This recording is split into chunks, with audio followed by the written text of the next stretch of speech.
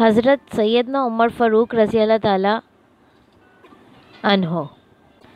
जब सैयदना उमर रज़ी अल्लाह ताला अन्हो को अबू लोलो फ़ेरोज़ मजूसी ने नेज़ा मारा तो आप रज़ी अल्लाह ताला अन्हो को दूध पिलाया गया जो पसलियों की तरफ से निकल गया।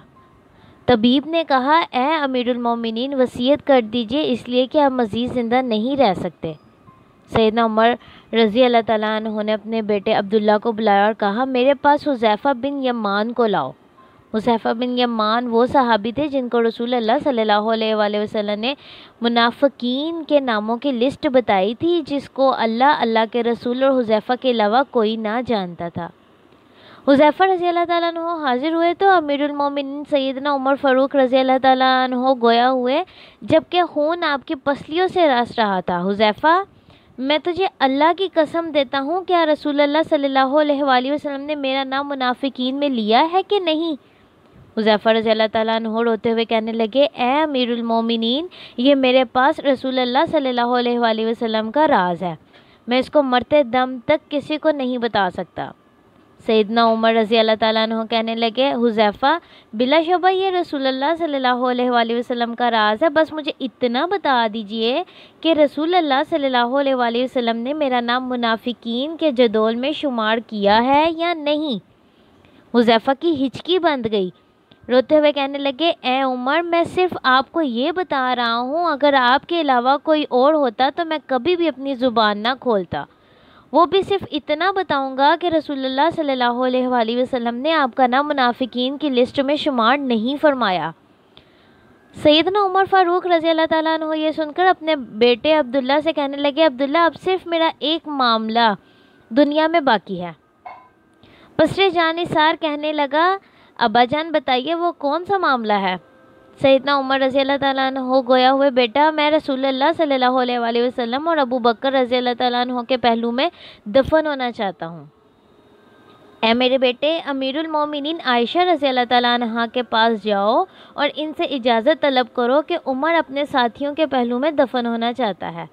हाँ बेटा, आयशा रज़ी अल्लाह ताला अन्हा को ये ना कहना कि अमीरुल मोमिनीन का हुक्म है, बल्कि कहना कि आपका बेटा उमर आपसे दरख्वास्त गुजार है।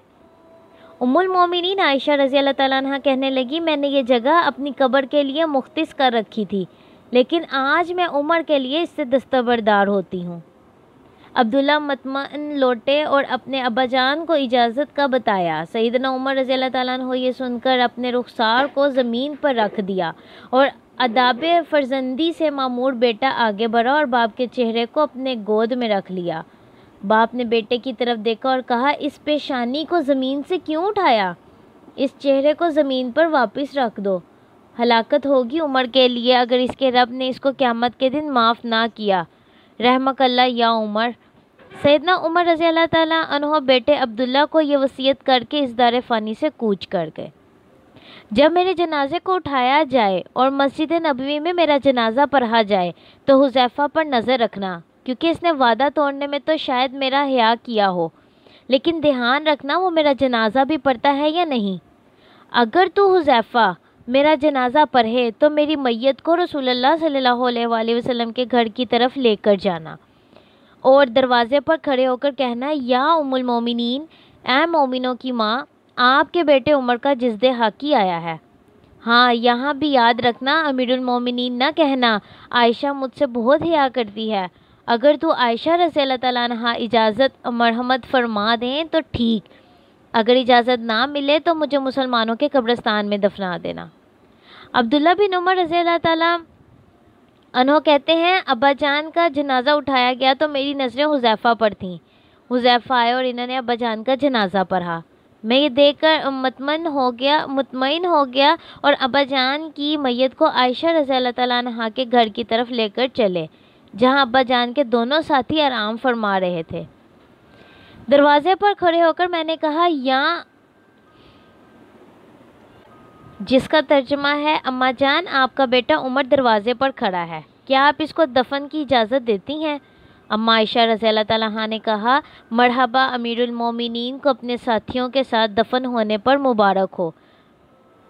अल्लाह राज़ी हो उमर से जिन्होंने ज़मीन को अदल के साथ भर दिया।